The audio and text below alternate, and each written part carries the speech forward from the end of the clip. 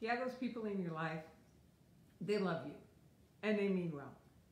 But yet when you start talking about your dream, and in this particular group, you start talking about your dream business, there's a little hesitation in terms of, you sure you can really do that? Or there might even be a little bit of eye rolling, or, you know, especially now with everything that's going on, there may be a bit of a conversation around, you sure this is the right time for you to be doing this?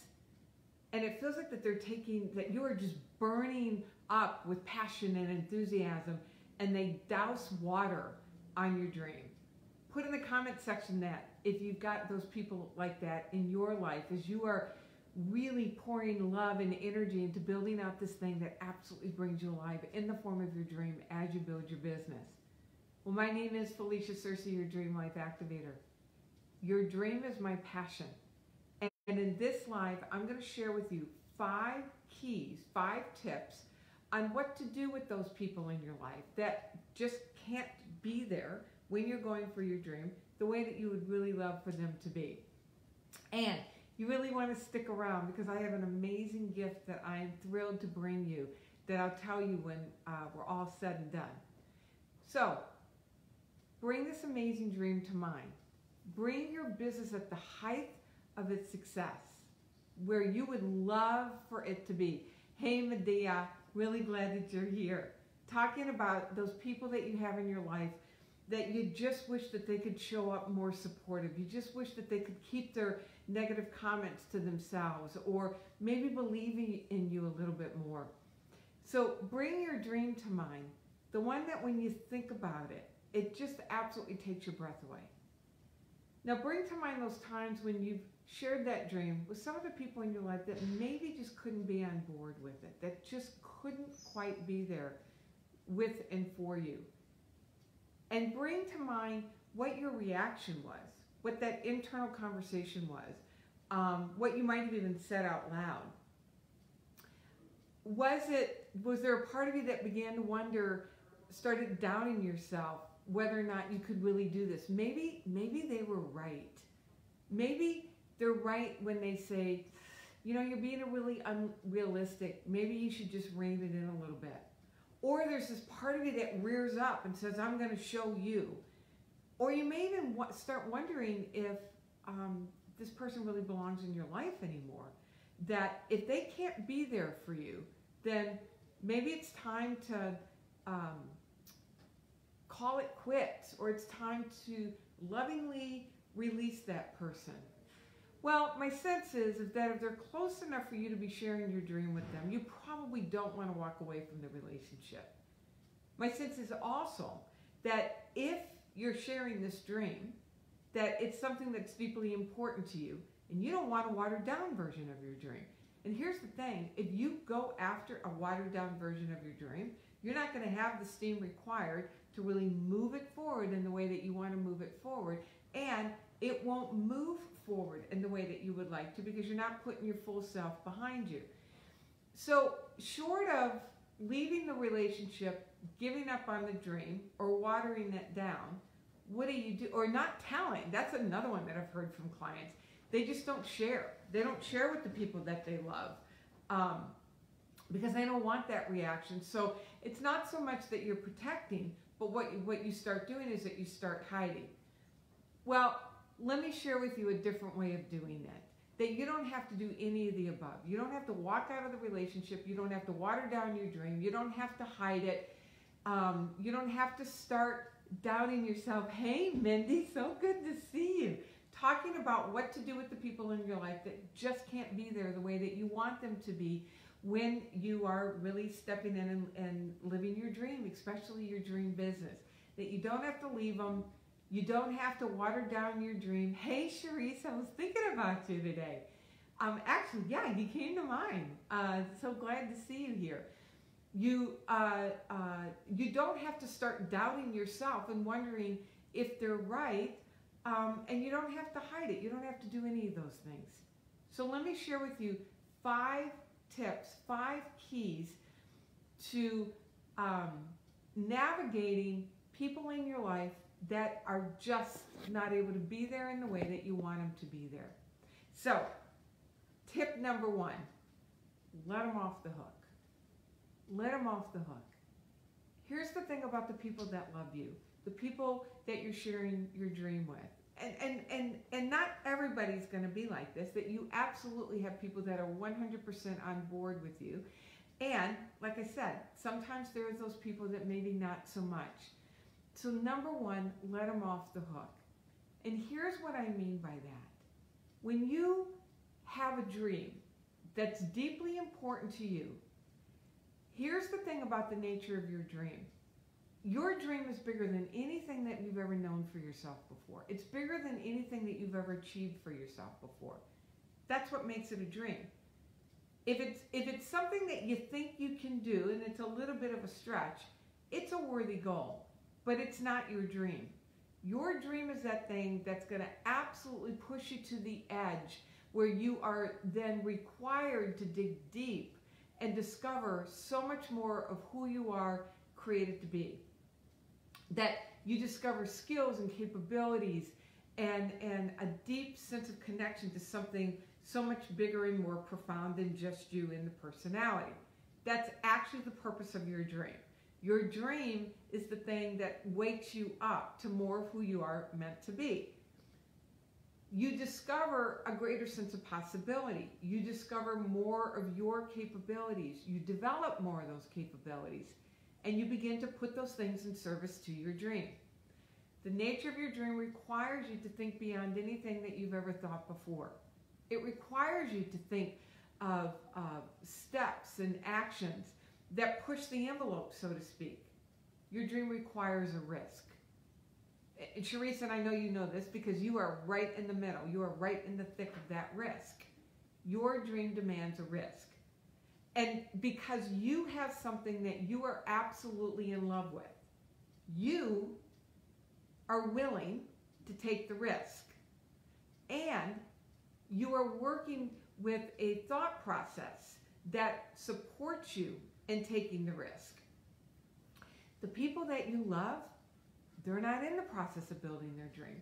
Maybe, probably, that they're not in the process of taking a risk for something that they absolutely love. They're not in the process of discovering and developing their deeper capabilities.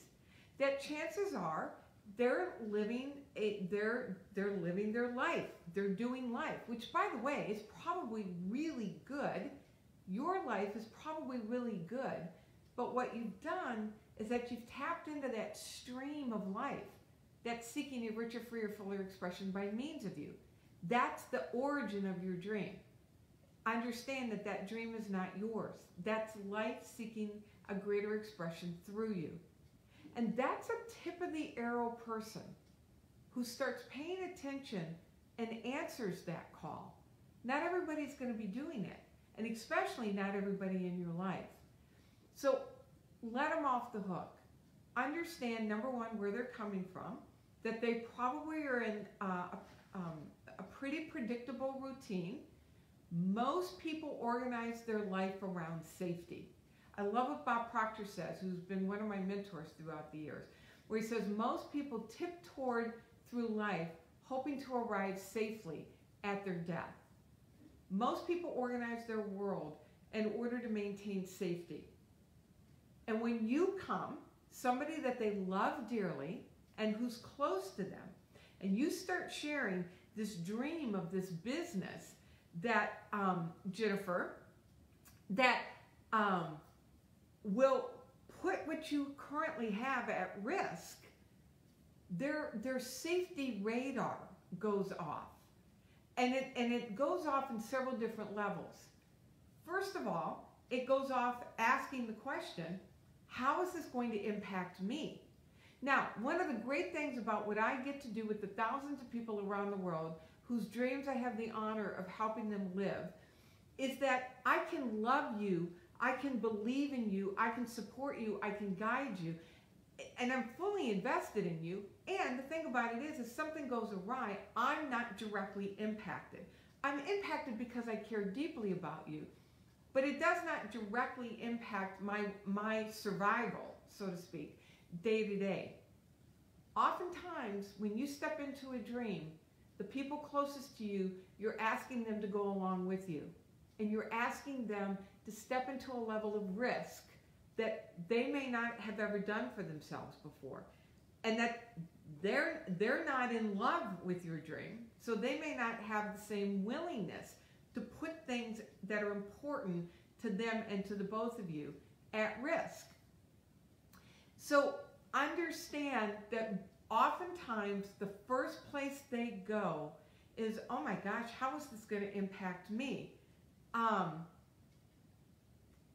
All right, Jennifer, I'm going to have to read that later because it looks really good, but I don't want to interrupt my flow here. So they want to support you, right? But in their mind, they're ticking off, oh my God, what if that doesn't work and that doesn't work and that doesn't work? How is this going to impact me? So let me share my story because it's such a brilliant example of this.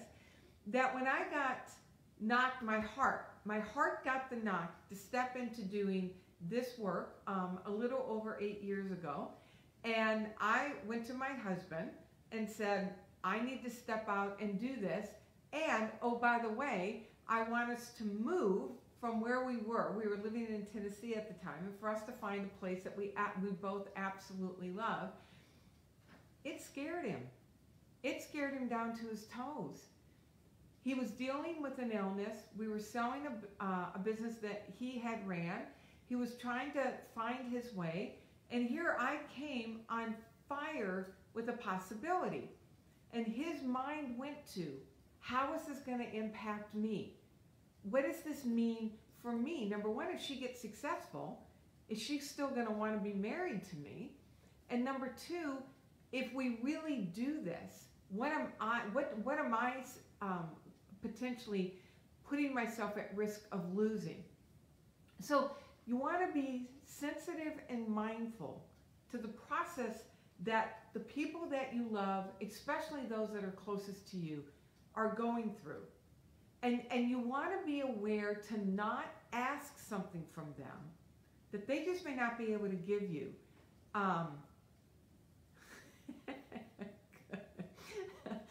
Good, Jennifer. I want you to feel successful for longer than just a few minutes. So stick around because I'm going to share how you can do that. So you want to have a degree of sensitivity and understand what the people who are closest to you are going for. Believe me, they want to support you. And what you're suggesting, what you're proposing, can be a really scary thing for them. The other thing is, because they love you, they don't want to see you get hurt. They don't want to see you be disappointed.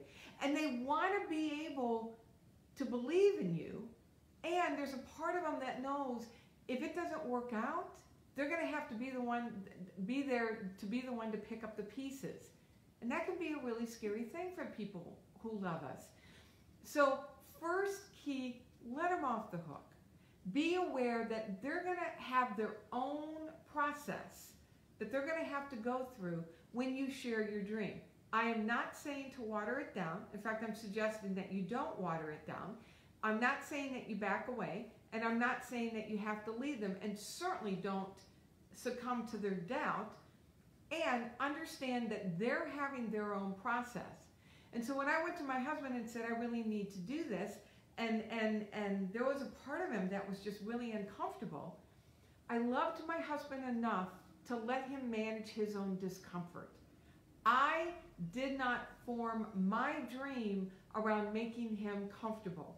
I knew that if I did that, I would be doing him a disservice. I loved him and trusted him enough to be able to manage and work through his own discomfort around it. And we talked about how it was going to impact us and what were some things that we would put in place to support it.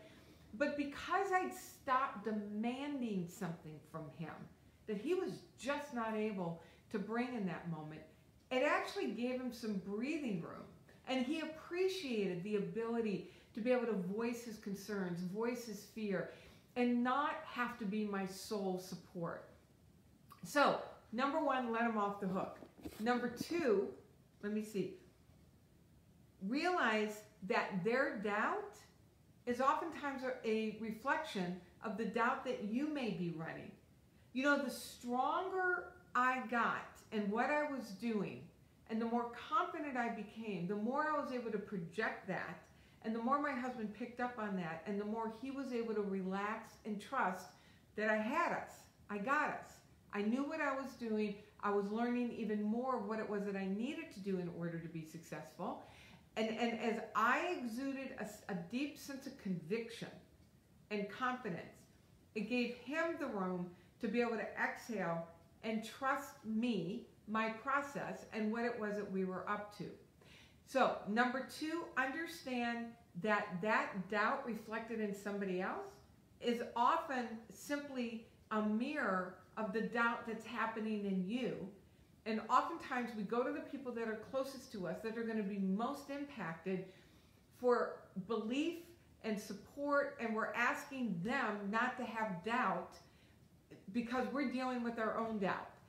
And they're picking up on that. I mean, they're the people that are closest to us. And so, of course, they're going to pick up on that. And, of course, that's good. It's like, you know, I've got a 15-month golden doodle. And I've been training. We've been working hard. I love my beau. And we've been working hard. And I have a dog whisperer to help me with my rowdy boy. Although he's not so rowdy anymore because we've been working on it. And one of the and I knew this conceptually, but I really began to see it in practice. One of the things that she's helping me understand is that my dog picks up on my anxiety. And so if I get anxious, if he starts acting up, it's just going to feed his hyperactivity, his anxiousness. It's the same thing with the people that we love. If you're anxious, you're doubtful, they're picking up on that. And most of the time, oftentimes, let's not put it out there that it's most of the time, but a lot of times, they're not able to overcome their own doubt because they're picking up on our doubt to be able to be there for us in a way that we want. So number 1, let them off the hook. And number 2, realize that your doubt, you're sending the signal that you're not so sure that you can do this. And their sense of, oh my God, what's this going to mean for me? And their sense of protection for you starts kicking in. Which is why number 3 is so important. Number 3 is, rather than go to people who may not be able to do it for you in this moment, I call it going to the hardware store for a loaf of bread. Surround yourself with people who can support you. Surround yourself with like-minded people who are working really hard to achieve their own dreams. One of the most powerful things that I did was that I put myself in a community of like-minded people led by a mentor who believed in me, who cared deeply, who demonstrated results in her own life, and had a system that I could learn and internalize and it become my own. So I now have my own system that, as I applied it, helped me move forward in profound ways. I stopped going to my husband to be my coach, to be my cheerleader, to be my consultant, to ask what he thought. Because he didn't know what it was that I was doing, and he wasn't in my skin, and he wanted to say the right thing, and it was all jumbled up. So I stopped expecting him to do that, and I went to the people who could do that for me. So, you know, I just encourage you to look around. Who in your life is there that's not hugely attached to your results, but cares deeply for you and understands what the cause of your results are and can really support you along your way without getting all twisted up around whether or not you succeed or not. The beauty of that is, number 1, you're learning the system to really move you forward. Number 2, you have an example. And number 3, that person, my mentor, and the thousands of people that I've now had the honor of mentoring around the world, I'm able to be fully present with them. Number 1, I 100% believe in you. Know that the very fact that you have a dream, that you're dreaming it up, means everything required is already here. It's already in you. And I can stand with you 100% unwaveringly conviction. Again, because I I'm not going to be directly impacted by it. And even if I were, I would still be 100% behind you, 100% around you. So you want a community of people, and you want a mentor. There's something really powerful about having a mentor. And you're in a community where there's so many great mentors. All right, so as you do that, then you're able to go to number 4, which is number 4.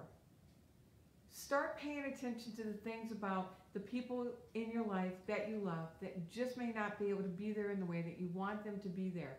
Start paying attention to the things that you do appreciate about them, the things that you do love about them, and the ways that they are showing up. When I first began my business of speaking and coaching, I would drive a lot of places. We were living in Tennessee at the time, and oftentimes it was just easier, just to drive down to Atlanta or, drive down to North Florida than it was to physically go to the airport and get on an airplane and drive down there. It ended up being about the same amount of time that I loved to have in my car. So my husband may not have been in that moment be able to physically say words of encouragement, but he would do things like go get my car gassed up, make sure that the oil was changed, make sure that I had good pressure in the tires. He took care of those kinds of things. And he didn't always say anything about it, but I knew that that was his way of saying, hey, I love you, I support you. I may not always be able to verbally articulate it, but here's what I can do. I can make sure that your car is taken care of. I can make sure that things at home are taken care of while you're on the road. The people in your life are showing up in ways that may not be the way that you necessarily want, but start paying attention, because as you pay attention to the ways that they are showing up, you're able to receive the gift that they're giving you. You're able to receive the love that they're giving you. And you're able to see and receive the ways that they are showing up for you. And then you're able to more deeply appreciate that and more deeply appreciate them. And the gift is that now you're present for their gifts. You're present for their presence, and you're able to stay in relationship. You're able to stay in a level of intimacy with them without demanding something from them that, again, they may not necessarily be able to give. And then number 5, let your results speak for yourself. I tell you, my husband. So there's the gaining of the confidence that helps them relax and say, okay, maybe you've got this. Maybe she really does know what she's doing. That yes, I'm afraid, but I'm trusting my person.